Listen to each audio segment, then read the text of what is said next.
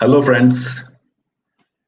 कयामत से कयामत Tak Dil, Beta, Raja Babu, Coolie number one, Hero number one, Dulhe Raja, अंजाम और अनाड़ी जैसी सुपर हिट फिल्म करने वाले म्यूजिक कंपोजर आनंद मिलिंद जी से आज मेरी मुलाकात होगी। उनके म्यूजिकल जर्नी के बारे में बात होगी और कुछ म्यूजिकल बात होगी। उनके आने के पहले उनकी ही फिल्म का एक खूबसूरत गाना मैं आप लोगों के सामने पेश करूंगा। आप लोग सुनिए, फिर आनंद मिलिंद जी से हम लोग ढेर सारी बातें करेंगे।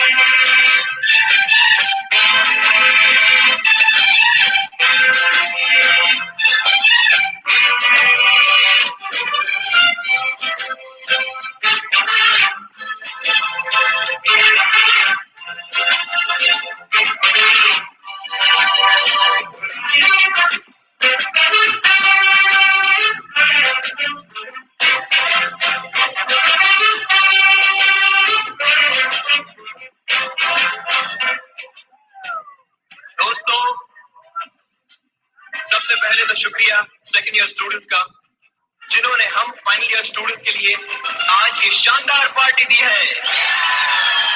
Thanks a lot. We miss you. हमारे लिए कॉलेज का ये आखिरी दिन है और मैं जानता हूँ कि आने वाली जिंदगी के लिए सभी ने कुछ न कुछ सोच रखा है, लेकिन मैंने अपने लिए कुछ नहीं सोचा है।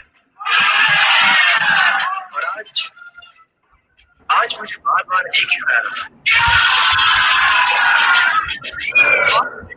है, बड़ा नाम करेगा बेटा हमारा, ऐसा काम करेगा मगर ये तो कोई न जाने मेरी मंजिल पापा कहते हैं बड़ा नाम करेगा बेटा हमारा, ऐसा काम करेगा मगर ये तो कोई न जाने मेरी मंजिल पापा कहते हैं काम करेगा। नमस्कार आनंद जी, मिलिंद जी, नमस्ते। नमस्ते नमस्ते नमस्ते। Lovely connecting with you. या सेम हियर सर, बहुत अच्छा लग रहा आप दोनों को देख के। Same here. और बताइए क्या हो रहा है इन दिनों? क्वारंटाइन अभी तो सब बंद है, मुझे पता है कि अभी सब माहौल ऐसा है कि हम बाहर नहीं जा रहे हैं, मिलना मिलाना कम हो रहा है, मीटिंग्स भी कमी हो रही है। तो क्या तैयारी चल रही है इन दिनों आप लोगों की? देखिए, जो लोग म्यूजिक से कनेक्टेड रहते हैं ना, तो उनका एक ट्रैक तो चालू ही रहता है क्योंकि आपको घर पे बैठ के और नए नए कॉम्पोजिशंस बनाने का मौका मिलता है। समझ लीजिए दिन में, खैर उसके अलावा थोड़ा झाड़ू पोता भी चलता है, वो भी कर लेते हैं और थोड़ा बहुत खाना वाना भी बना लेते हैं, जिसका हमको बहुत पहले से शौक था। जी जी, बहुत बढ़िया।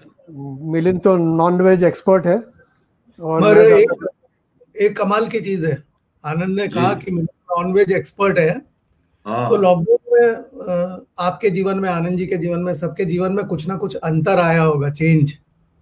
और मैं ज्यादा वेजिटेरियन बन गया हूँ। Very good very good. Last 3 month से मेरा जो डेली का खाना है वो रोटी, सब्जी और दाल, और साथ में थोड़ा पिकल ले लेता हूँ कभी।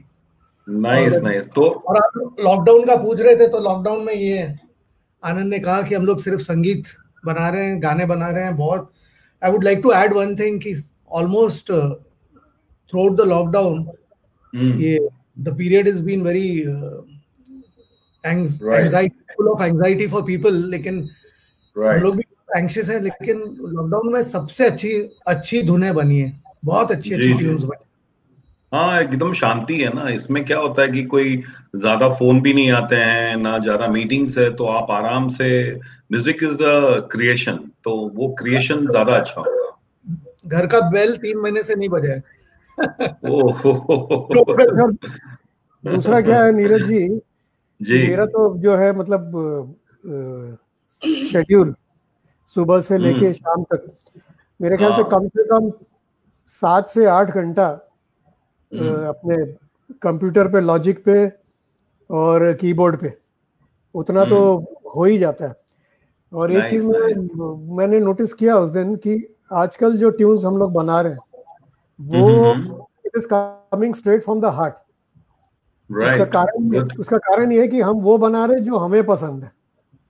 तो जब आप फिल्म करते हैं तो आपको ऐसे गाने बनाने पड़ते हैं या सुनाने पड़ते हैं, it is via someone else, कि उसको पसंद आएगा तो वो उसको रिकॉर्ड करेगा। तो ये जो है, ये जो हमको खुद पसंद है वो उस तरह की ट्यून्स बना रहे हैं, तो वो बनाने में बहुत बहुत मजा आ रहा है। I think it's wonderful experience. नहीं, करेक्ट है। जैसे फिल्म का बनाते हैं तो डायरेक्टर, प्रोड्यूसर सबका इन्वॉल्वमेंट होता है, उनको क्या चाहिए, लेकिन अपना क्रिएशन जो ऑब्वियसली बेस्ट टू बेस्ट ही होता है।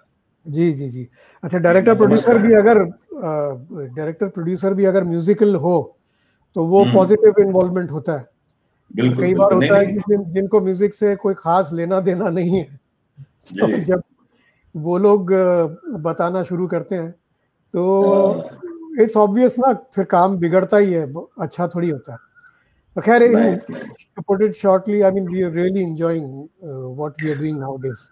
तो मैं सर बोलना चाह रहा था कि देखिए, आप खाना बना रहे हैं, बट आप दोनों बिहार से हैं और मैं भी बिहार का हूँ जी। वो वाला कनेक्शन है, तो खाना कड़वा तेल में बनता होगा, राई के तेल। वो तो खाना कड़वा तेल, हाँ, सरसों के तेल में बनता ही है। पर एक और चीज बता दूं नीरज जी, कि अगर मान लीजिए कि कोई कुछ नहीं हो और सिर्फ रोटी मिल जाए और सरसों का तेल मिल जाए कच्चा, प्याज डाल के, तो उसके साथ भी, हाँ, बस नमक डाल दीजिए और उसका जो टेस्ट आता है, चूंकि हम लोग बिहार के हैं तो बहुत मजा आता है उसमें। मजा आता है। सत्तू का लिट्टी और बैगन का भरता। अभी मुंह में पानी आ रहा है। तो जल्दी इंतजाम करते हैं। नहीं, इन दिनों मैंने भी क्या किया है कि थोड़ा सा खाना बनाना, नॉनवेज मैं भी ठीक ठाक बना लेता हूँ। इनफैक्ट मेरा बेटा हमेशा बोलता है, पापा आप ही नॉनवेज बनाएंगे। तो मैं वो राई के तेल में वो जो बनाना होता है ना सर, और इनफैक्ट मेरा एक फ्रेंड था, गुजराती है, उसको मैंने बोला यार तुम राई के तेल में ट्राई करो। तो उसने, आप चेतन को तो जानते हो, चेतन राणा सिंगर है, तो चेतन ने ट्राई किया। उसकी बेटी की शादी हुई है बिहार में ही, तो उन लोग खाते हैं ना, तो चेतन ने एक दिन ट्राई किया, बोलता नीरज जी मैं अभी राई के तेल में ही, मस्टर्ड ऑयल में ही खाता हूँ। एक टेस्ट होता है ना उसका, और फायदेमंद भी है, कोलेस्ट्रॉल फ्री है सर, अच्छा है। वो खाने का, अगर बिहार खाना की बात हुई तो बिहार की याद आ जाती है। बिल्कुल पटना की याद। करेक्ट है। तो मैं आप लोगों से बात ये करना चाहता हूं कि मैं आप लोगों के आने के पहले आपकी फिल्मों की नाम गिना रहा था।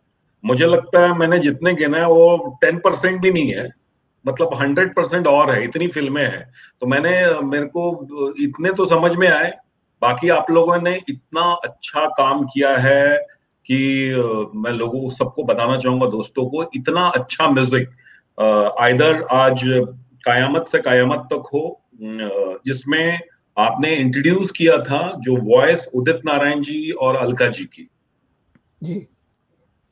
तो वो किस्सा कैसे था, कयामत से कयामत तक सर, कैसे ये फिल्म आई? या पहली फिल्म थी कि उसके पहले भी आप लोगों ने कुछ किया था? नहीं, सबसे पहली फिल्म थी हम लोग की अब आएगा मजा, जो एक कॉमेडी फिल्म थी। फारूक शेख, उस जमाने में आपको याद होगा, चश्मे बदूर और इस तरह की फिल्में हैं, बहुत पॉपुलर होती थी। फिल्में बनती थी, कुंदन शाह जी। तो ये फिल्म डायरेक्ट किया था पंकज प्राशर ने। हाँ, और वो फिल्म भी आप ये मजाक मजाक में हुई थी, क्योंकि पंकज प्राशर जो है वो हमारे नेबर थे। और कई बार नेबर थे। अच्छा, खार में रहते थे। खार में 14th रोड पे ही रहते थे, 2 बिल्डिंग छोड़ के। हाँ। तो बचपन से वो हम लोग के यहाँ, हम लोग क्रिकेट वगैरह साथ में खेलते थे, आना जाना हमेशा होता ही था। घर में पियानो था, कई बार उसको भी बड़ा शौक था, तो वो बैठ के कभी कुछ पियानो पे कुछ करते रहता था।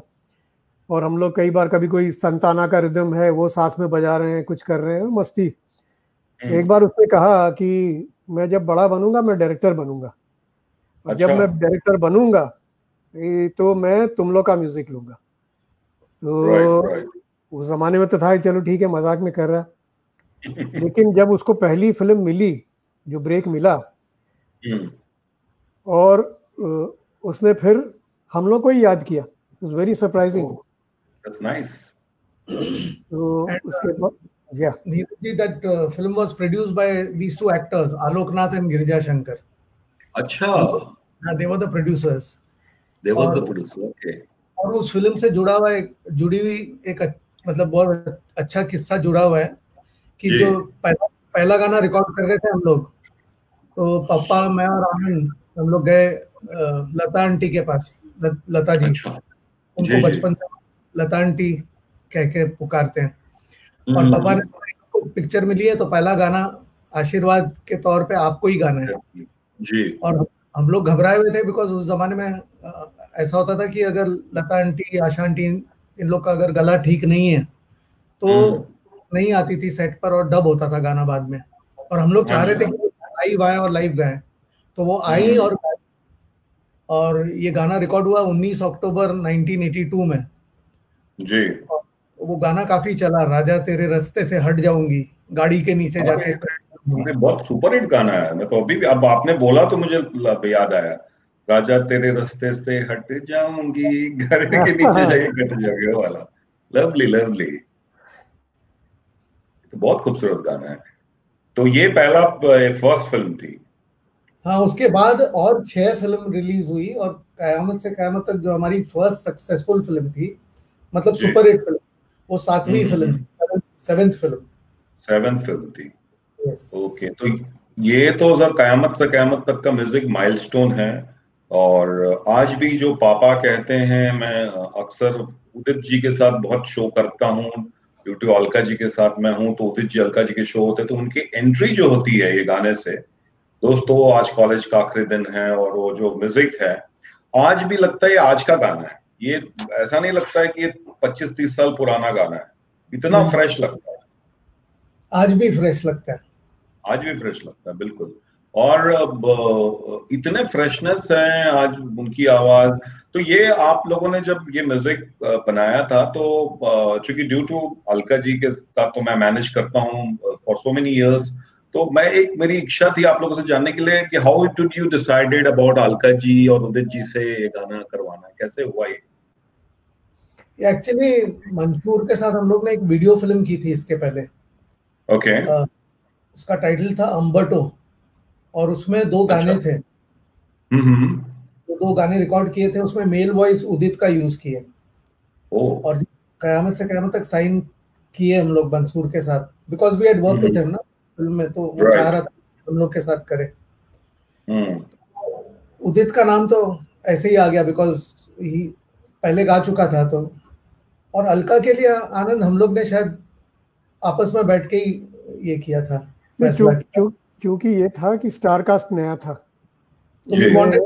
Aamir Khan was given a break, so we were all wanting to have a new fresh voice, right, यहाँ पर exposed नहीं हो ज्यादा।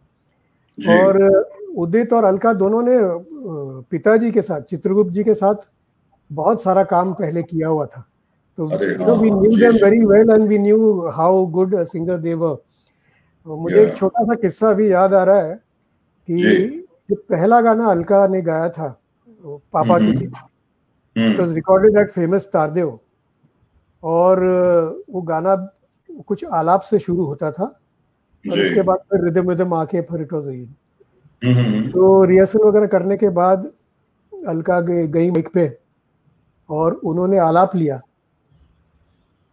तो मेरे फादर जो है वो मुझे धीरे से कान में बोले, सिर्फ आलाप सुनते ही, कि आनंद बेटा इस सिंगर को वॉच करना, ये one of the top most singers बनने वाली है।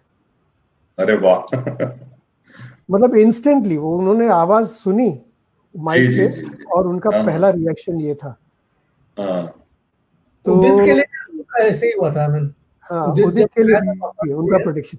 हाँ जी, मैंने उसकी आवाज बहुत पसंद की थी और हम लोग सबको फील हुआ कि उसकी आवाज में वो गूंज है, जो गूंज हिंदी फिल्मों में मतलब लोग पसंद करते हैं और हीरो पर अच्छा लगता है, हीरो वाली वॉइस। और एक और बात थी उसकी आवाज में कि देखिए, जब कोई नया सिंगर, तभी भी आज भी कोई भी नया सिंगर जब आता है तो या तो अपना आइडल किशोर कुमार या रफी साहब, you know, someone they like to follow, उनको आइडल मानते हैं। जी जी बिल्कुल। मगर उदित के केस में he had his own original voice, या राइट। देखिए किसी की वैसे पसंद सबको करता था, सबको फॉलो करता होगा टेक्निक वगैरह, लेकिन आवाज उसकी बड़ी अलग थी, किसी के तरह नहीं थी और ना उसने कभी कोशिश की।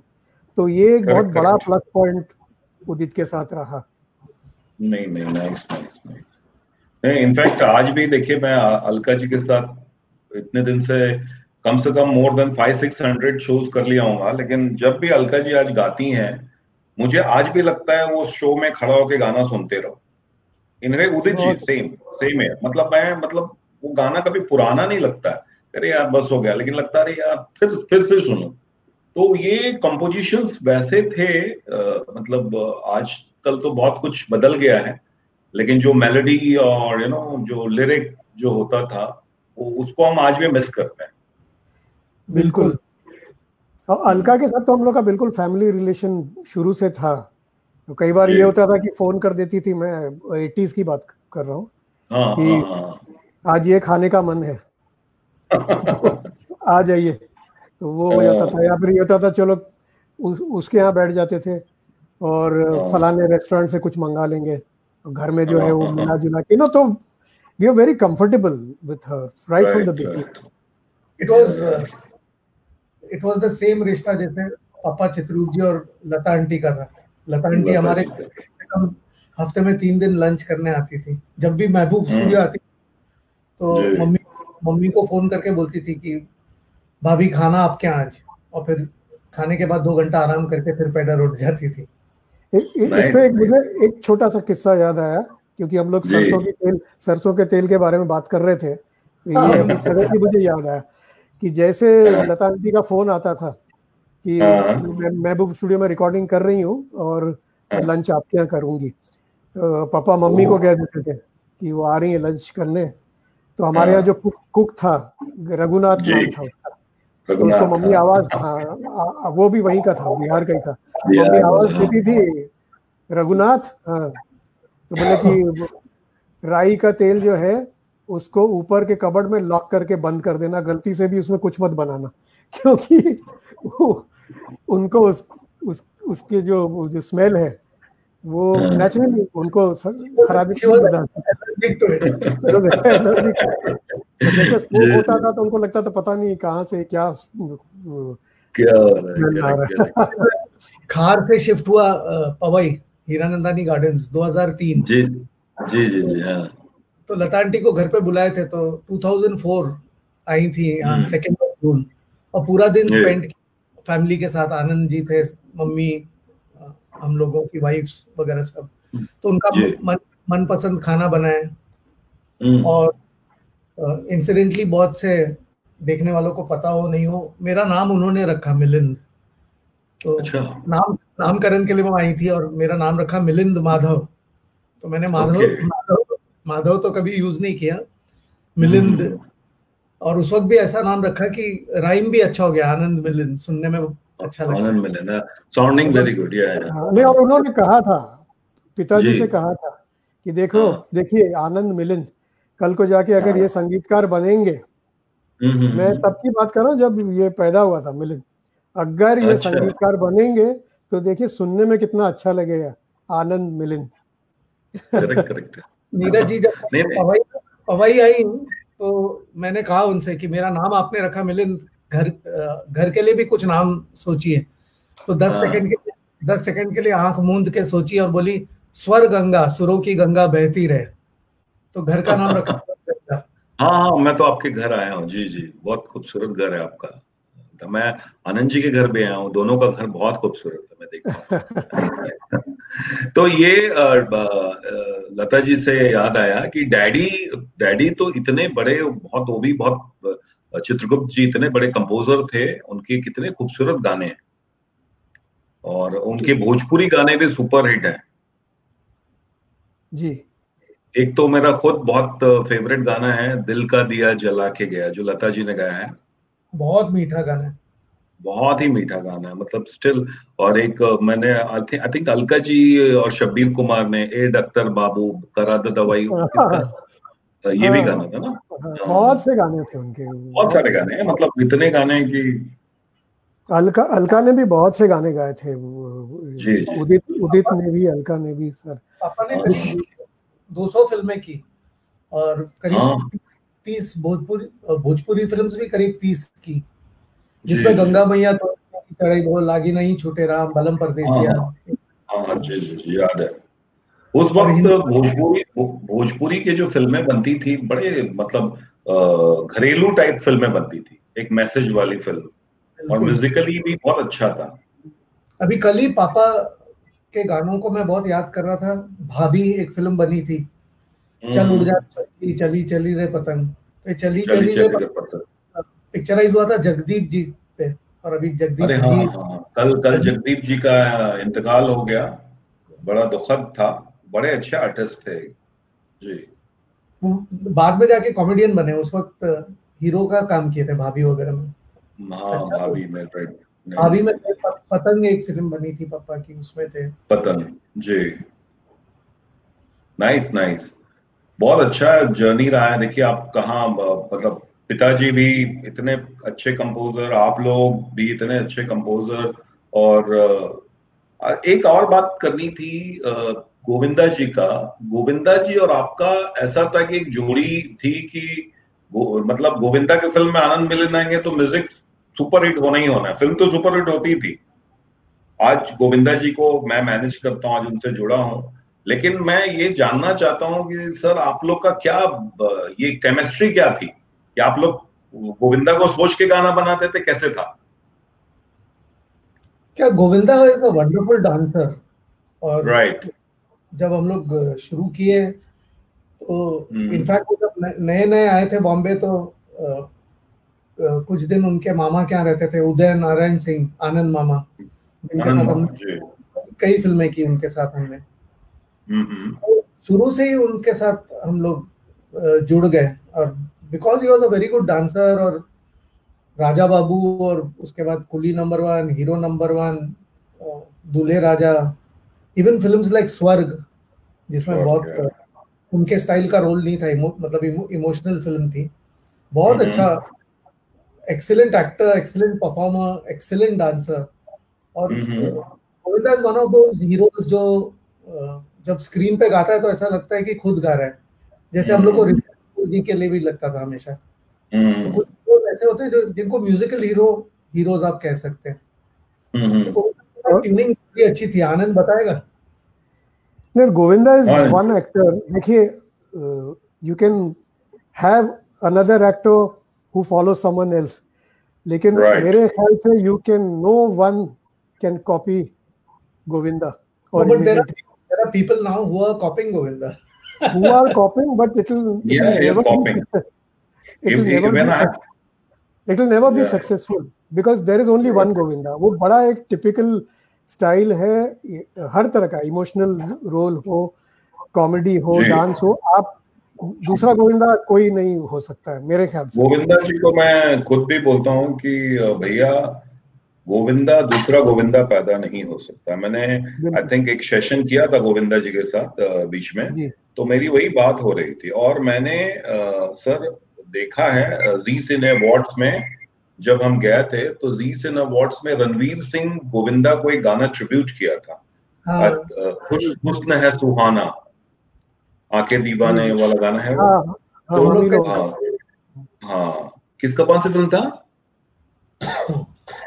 ये कौन सी फिल्म था?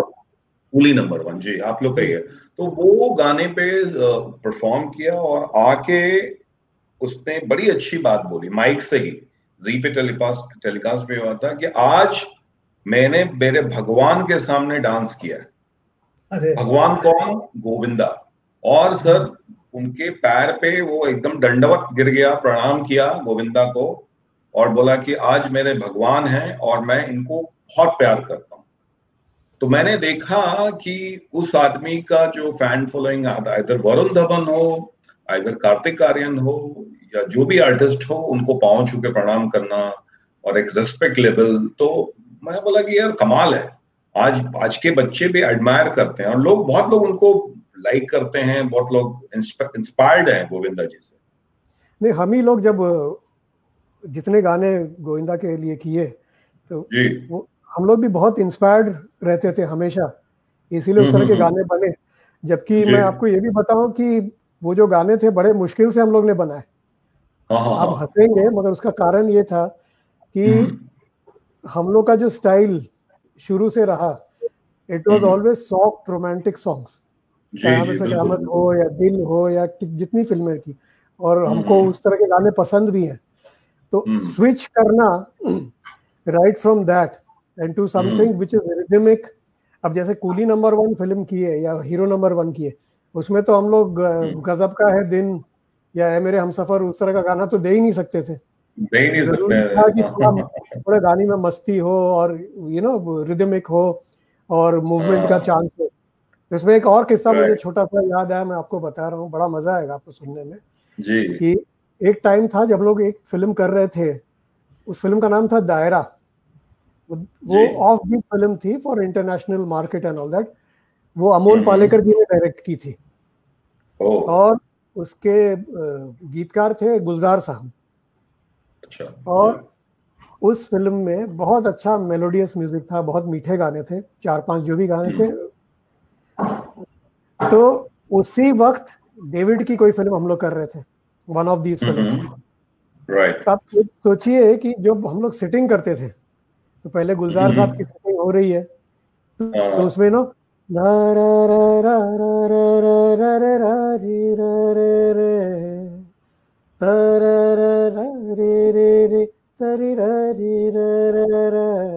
इस तरह की धुन है, तो सब लोग वाह वाह कर रहे हैं और गाना बन रहा है मतलब।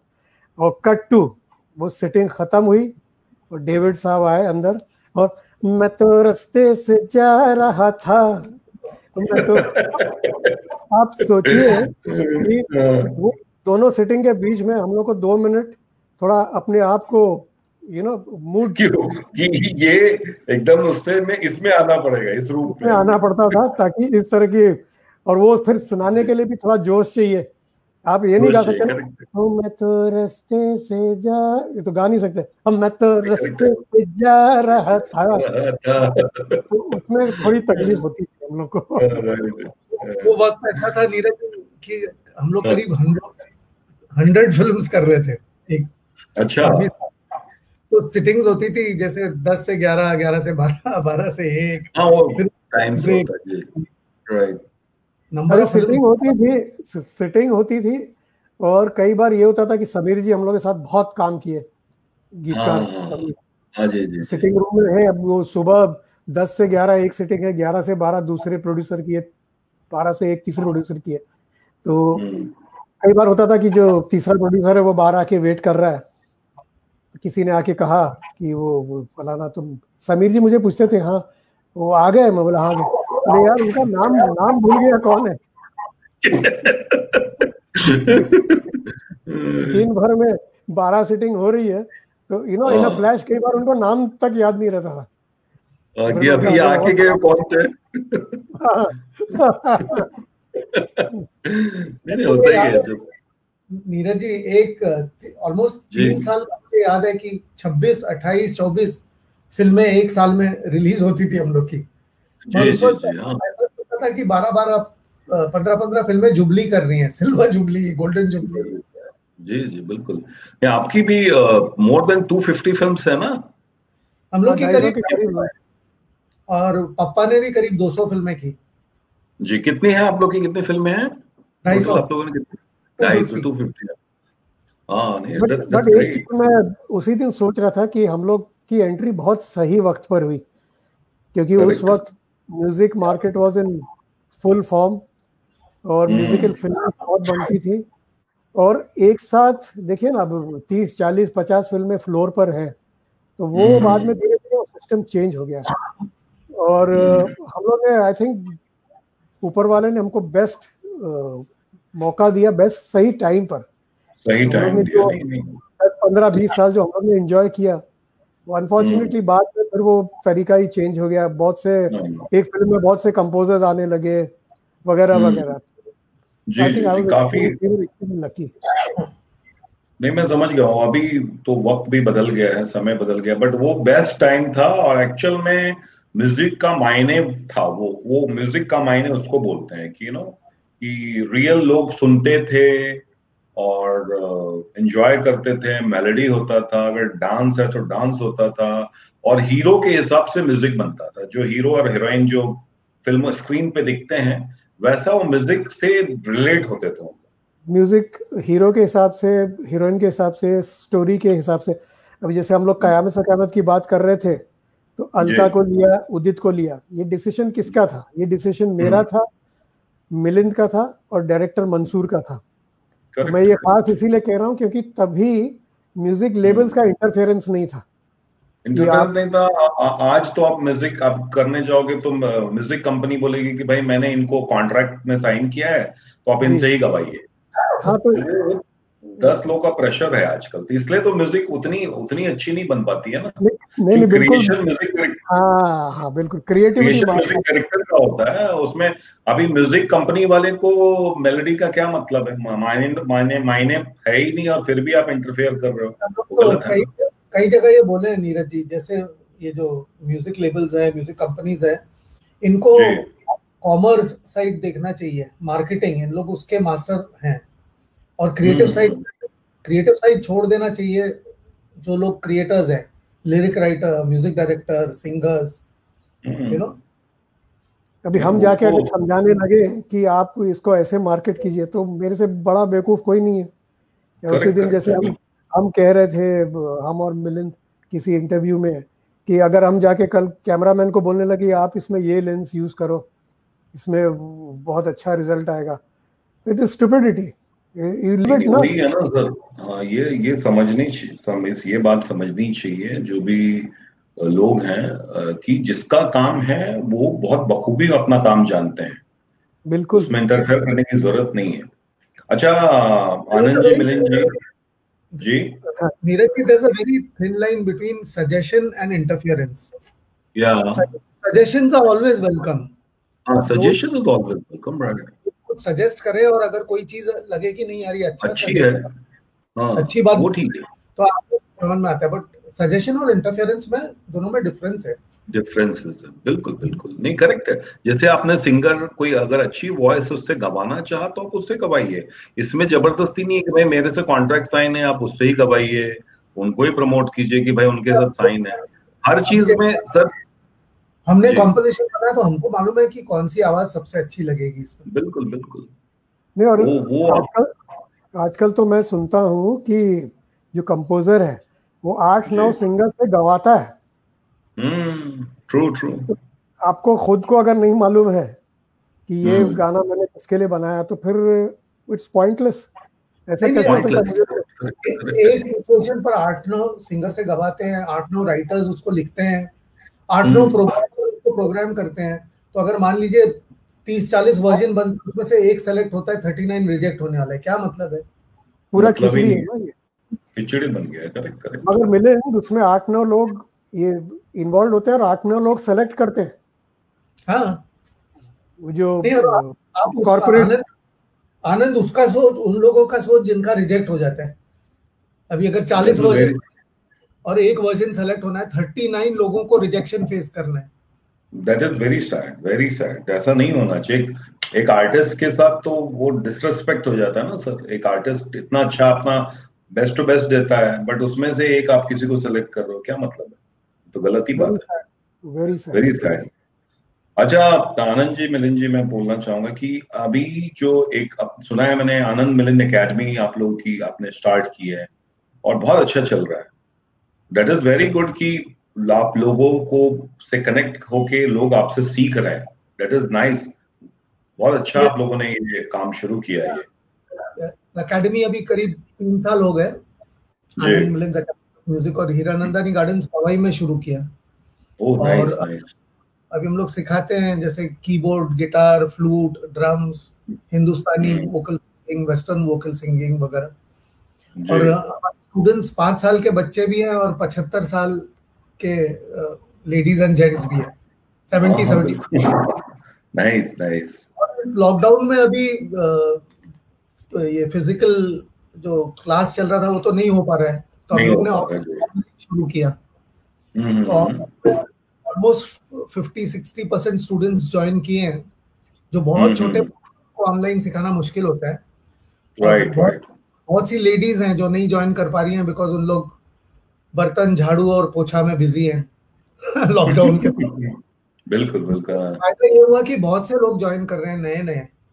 जैसे अभी तो इंक्वायरी आई थी साउथ अफ्रीका से, और दिल्ली से, उदयपुर से, भोपाल से, अलग अलग जगह से लोग इंक्वायरी कर रहे हैं और एनरोल कर रहे हैं।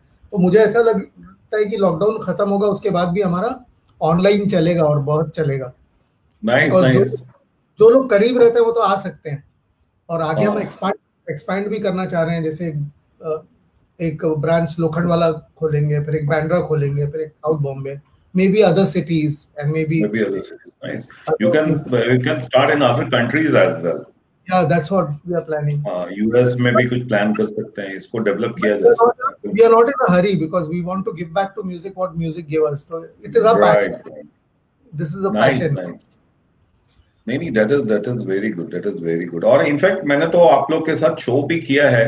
हमने एक रायपुर में किया था शो, बहुत ही अच्छा शो हुआ था। अलका जी, अभिजीत था, आप लोग सब थे। आपने मेरे मुंह की बात छीन ली। अभी मैं शोज पे ही आ रहा था। जैसे आप बात कर रहे थे 90s का जमाना, तो हम लोग मोरानीज के साथ all over the world shows किए, Anand Milind nights. And these Anand Milan nights were always with two heroes, Amir Khan and Salman Khan. हमेशा रहते थे साथ। और अपने शो में आमिर सलमान होते थे। और इनके अलावा और बहुत से, जैसे धर्म जी और रवीना टंडन और बहुत से लोग ना आनंद, और huge troop of about 50-60 used to go। ये लॉलीपॉप भी हम लोग के साथ गए हैं, तो हम लोग पूरा अमेरिका, साउथ अफ्रीका, सब जगह परफॉर्म किए। और परफॉर्मेंस में ना सबसे अच्छा ये लगता है कि जैसे अभी पापा कहते हैं आप बोल रहे हैं, तो जब स्टेज पे पापा कहते हैं गा रहे हैं और ऑडियंस का जो रिएक्शन होता है, उससे इतना सेटिस्फैक्शन होता है दिल को, एक जोश आती है। और अगर समझिए आपके साथ सिंगर हैं जिन्होंने खुद गाना गाया है और लाइव शो चल रहा है, उसका मैंने देखा ना, जैसे अलका जी थी या अभिजीत दा जो आपके गाने गाए हैं, अंजाम के, बड़ी मुश्किल है, ये सब गाना गा रहे थे। तो एक तो साउंड आपको पता है, आपने म्यूजिक का क्रिएशन वैसा किया, वो ओरिजिनल सिंगर गा रहा है, या अलका जी गजब का है दिन गा रही हैं, तो एक मजा आता है। बहुत फर्क पड़ता है नीरज जी, बिकॉज जो सिंगर है वही स्टेज पे गा रहे हैं और हम लोग भी स्टेज पे हैं। That makes a huge difference. अभी भी हमने बॉम्बे में शानमुख आनंद में शो किया था 2 साल पहले, जिसमें थे शायद, और शो का कॉन्सेप्ट हम लोग ने ही बनाया था कि कयामत तक, चित्रगुप्त से आनंद मिलिंद तक। तो हमारे जो टारगेट ऑडियंस थे वो पापा के गाने सुनने आए थे 60s के, और हम लोग के गाने सुनने आए थे 90s के। And we were so grateful to all our singers came there. Amit Kumar, Abhijeet, Udit Narayan, Sadhana Sargam, Poornima, Alka ji, all of them came. सारे लोगों ने 2-2 गाने गाए हम लोग के। तो जो हमारे बाकी कुछ सिंगर्स थे उनको मौका भी नहीं मिला गाने का, बिकॉज इन लोग ही 2-2 गाने गा लिए सब, और इतना बढ़िया। पता है मुझे आपके शो, इनफैक्ट आपने डांडिया किया था, मेरी कंपनी ने ऑर्गेनाइज किया था अभी, सूरत में गए थे आप लोग, वो भी बहुत अच्छा जा रहा था डांडिया। और उस वक्त वो हादसा हो गया जिसकी वजह से हम लोग वापस आना पड़ा, बहुत ही दुखद। मम्मी का डेथ हो गया 5th of October during dandiya. I think हाँ, इंटरनेट का कुछ प्रॉब्लम हो गया था, चला गया था। तो डांडिया बहुत अच्छा गया था, मुझे पता है, ये मुझे फीडबैक मिला था, बहुत अच्छा जा रहा था। अच्छा सर, ये जो टाइम्स म्यूजिक एक कभी कॉन्सेप्ट लेके आया है, बहुत अच्छा जा रहा है, मैंने उसका प्रोमो देखा है, ये बहुत ही बढ़िया है। मतलब ये क्या है, साजिद वाजिद और आप लोग कुछ ऐसा कर रहे हैं। अभी वाजिद भाई गुजर गए, बहुत ही दुखद है।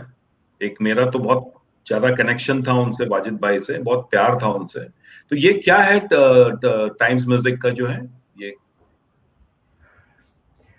देखिए, ये जो प्रोजेक्ट है टाइम्स म्यूजिक वाला, इसका कॉन्सेप्ट बहुत नया है and we love the concept, इसीलिए हम लोग ये किए। इसमें क्या है, जैसे आजकल होता है कि मेरा गाना सडनली हम सुन रहे हैं, किसी और ने कर दिया किसी फिल्म में, मुझे पता ही नहीं है,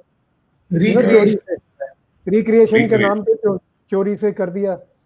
तो ये जो प्रोजेक्ट था, इसमें बहुत क्लियर कट था कि एक म्यूजिक डायरेक्टर दूसरे म्यूजिक डायरेक्टर का कॉम्पोजिशन अपने अंदाज में करेगा। जैसे लक्ष्मीकांत प्यारेलाल का गाना सलीम सुलेमान करेंगे, और वाइस वर्सा, सलीम सुलेमान का गाना लक्ष्मीकांत प्यारेलाल करेंगे। This concept was very new. तो हम लोग के लिए इन लोग ने सजेस्ट किया कि इनकी जो क्रिएटिव टीम है कि आप लोग साजिद वाजिद का गाना कीजिए और साजिद वाजिद आप लोग का गाना करेंगे। तो वी आर वेरी एक्साइटेड, क्योंकि इस तरह का कभी हमने किया भी नहीं था। तो जब ये प्रोजेक्ट आया और उसके बाद फिर 2-4 गाने थे, उसमें से अल्टीमेटली फाइनल ये वाला गाना हुआ, तेरे मस्त मस्त दो नैन, जो बहुत ऑलरेडी बहुत पॉपुलर और बहुत ही मेलोडियस गाना। तो ये गाना जब आया तो हम लोग बैठ के फिर इसके बारे में सोचे कि आजकल जैसे लोग करते हैं वैसे हमने बिल्कुल नहीं किया कि उठा के ढाक को साउंड डाल दिया, कोई ट्रैक को चॉप करके वो कर दिया, लाइब्रेरी से लूप्स ले लिए, वो सब कुछ नहीं किया। हम लोग फ्रॉम स्क्रैच हम लोग इस गाने को सोचे कि मान लीजिए कि ये गाना हम लोग अगर कंपोज करते, ये हमारी धुन होती, बाकी सब भूल जाओ कि ऑर्केस्ट्रा क्या है, रिदम क्या है, किस तरह से ट्रीट किया है, सब भूल जाओ, तो हम इसमें क्या करते, वो सोचकर हम लोग ने ये पूरा गाना रिकॉर्ड किया। अच्छा, चूंकि हमको मालूम था कि एक तो ये पुराना गाना था नहीं, अगर बहुत पुराना गाना होता, 70s का होता या 60s का होता, 80s का होता, तो हम इसको एकदम नया ट्रीटमेंट दे सकते थे कि आज तब वो फर्क नजर आता। ये तो ऑलरेडी काफी नया गाना था, जस्ट फ्यू इयर्स ओल्ड। तो हम लोग कंटेम्परेरी रखते हुए, आजकल का जो साउंड है वो रखते हुए, इसमें कौन सी वो चीज है जो आनंद मिलन छाप जिसको लोग कहते हैं, तो let's bring in some live instruments, duff, tabla, ढोलक, violins, flute, saxophone, choral voices। तो काफी म्यूजिशियंस हम लोग ने यूज किया, क्योंकि आजकल बहुत कम लोग लाइव और अकोस्टिक्स यूज करते हैं। तो वो दोनों का बैलेंस हम लोग ने रखा। सुनने में आपको लगे हाँ ठीक है आज का ही गाना है, लेकिन जानबूझ के वो आनंद मिलन छाप हम लोग ने रखा, थोड़ा सा हल्का सा जिसको कह सकते हैं विंटेज टच, जो आज जी हाँ मिल कंटिन्यू। इसका कॉन्सेप्ट नीरज जी ऐसा ही था ना कि 2 म्यूजिक डायरेक्टर को इन लोग ने पेयर किया। तो वो विष्णु तो मेरे पास आया कॉन्सेप्ट लेके, तो मुझे बहुत अच्छा लगा। आनंद को मैं इमीडिएटली बताया, हम दोनों डिसाइड किए करेंगे। तो ये कॉन्सेप्ट इटसेल्फ इतना नया लगा हम लोग को, और ये करने में बहुत मजा आया। जो हम लोग शूट किए फिल्मिस्तान में एक दिन, और सुबह से शाम तक थे उसमें गाना भी शूट हुआ, इंटरव्यू भी शूट हुआ, और फिर फोटो शूट भी के बीच में। तो आप जो कह रहे थे वो सारा दिन we were with Sajid Wajid, together. We spent some really good moment with both of them. And then after that, इसके रिलीज के पहले ही वाजिद भाई गुजर गए और that came as a real shock to us. It was shocking, right. क्या करें, अब ऐसे ही है ना. उस दिन इतने खुश थे वो वाजिद भाई, उन्होंने बोला कि बहुत अच्छा आपने किया, ये गाने को सॉफ्ट रोमांटिक सॉन्ग बना दिया, ट्रीट किया, जो उसी से एकदम अलग लगता है. और खैर जाते जाते जो उन्होंने कहा वो मैं अभी भी याद करता हूँ तो मेरे एकदम आंख में आंसू आ जाते हैं. ये मेरे कंधे पे हाथ रख के उसने कहा कि हम लोग फिर खाने पीने की बात कर रहे थे, तो बोला आनंद भाई ये जिस दिन रिलीज होगा ना उस दिन हम लोग साथ में डिनर करेंगे और खूब मस्ती करेंगे. These were वाजिद भाई's last words. And then goodbye करके हम लोग अपनी अपनी गाड़ी में निकल गए. मगर वही है, God had other plans. मैं सोच भी नहीं सकता हूँ कि ये अचानक ये कैसे हो गया. Absolutely shocked. शॉकिंग नहीं, मतलब वो एक ऐसे इंसान थे, जब मिलते थे तो बहुत प्यार से, जो आपने बोला ना, मुझे भी मिलते थे, नीरज भाई क्या बोलता, आपको देख के मजा आता है, मुझे बोलते थे. हम सर आपको देख के इतना अच्छा लगता है कि आप बहुत प्यार से बात करते हैं वाजिद भाई. तो मैं भी जी हमेशा स्माइल करते रहते थे. स्माइलिंग फेस, हमेशा स्माइल करना, वो उनका कोई उम्र नहीं थी ना. So young. 42 years is not a age, मतलब इतना बहुत जल्दी चले जाना. ये सब कुछ चीजें जो इंसान के सोच के बाहर है. क्या बोलूं, सोच के बाहर है सर, समझ में नहीं आता है कि अचानक ये कैसे हो गया.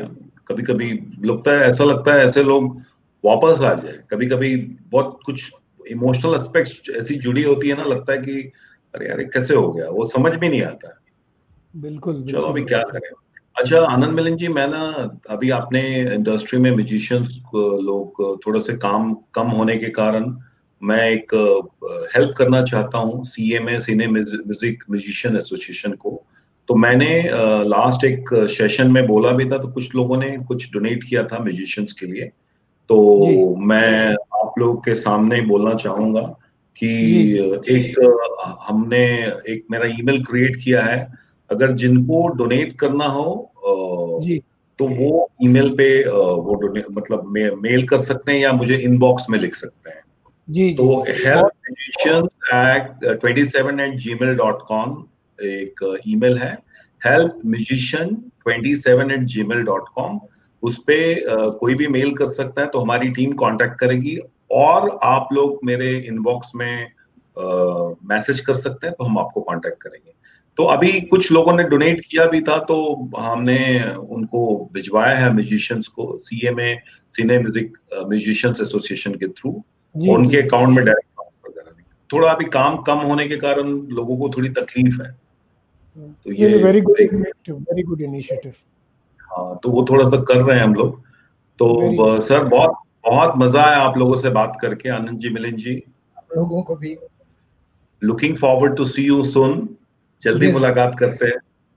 There are a lot of things. There are a lot of things we can go on talking for 2-3 hours, 4 hours, 5 hours, God knows. But something for next time. Next time. नहीं, ये तो सबके बीच में हम लोगों ने बात किया. हम लोग तो बैठते हैं तो 2-3 घंटे कहाँ निकल जाते हैं पता ही नहीं चलता है. बहुत सारी स्टोरीज है. बिहार की स्टोरी भी हम लोग निकालते हैं. आनंद जी की कुछ स्टोरीज है, फूफा वाली.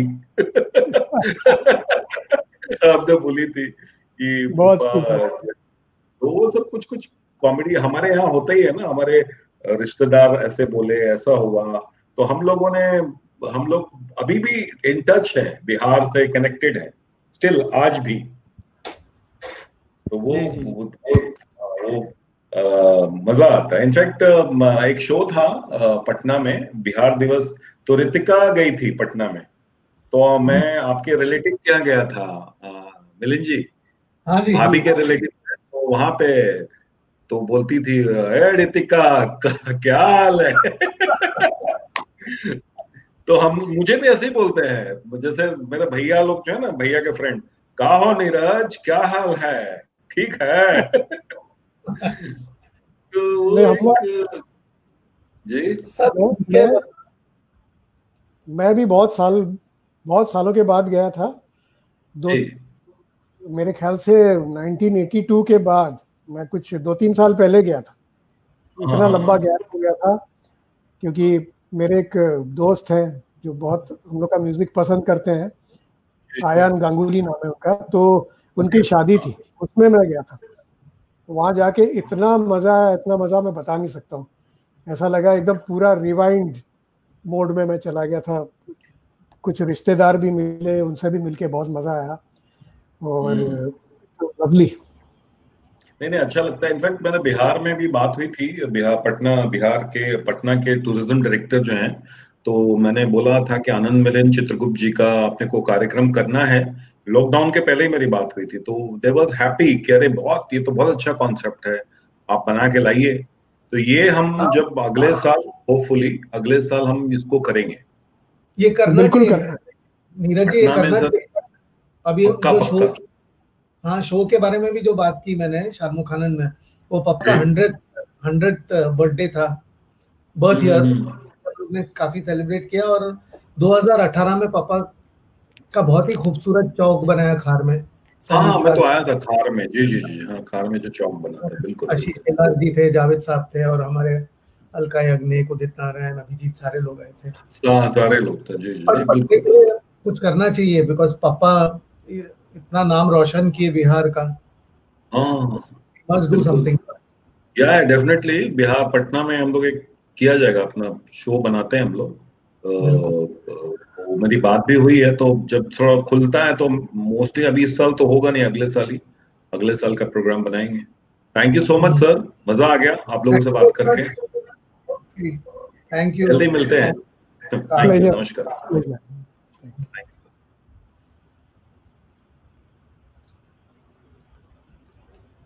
I can